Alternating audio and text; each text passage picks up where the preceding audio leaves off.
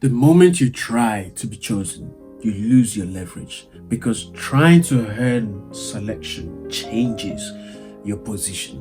When you're trying to be chosen, you start presenting.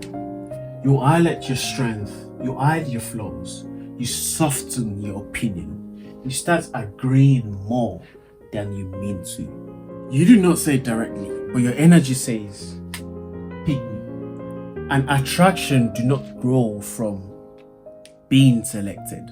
It grows from mutual desire. When you shift to audition mode, you place her above you. Now she's auditioning you and you are performing. Performance creates pressure. You stop expressing yourself naturally. You start calculating responses. You think about how things land before you say them. And that calculation kills polarity. Because now you're not grounded, you're negotiating. And the more you negotiate your personality, the less defined you feel.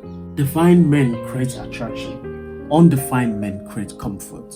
And comfort does not compete well. When she senses that you're adjusting to secure approval, respect dips, not in some big way, but subtly. She feels the imbalance, but you want it more. So you chase the decision. And once she feels like the decision maker, your position becomes conditional. Attraction fades when one person is trying to win. Because winning implies someone is above.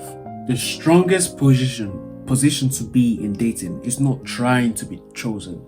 It's willing to work if you are not.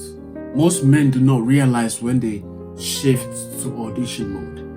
They just realize later that they feel smaller, less certain, more anxious.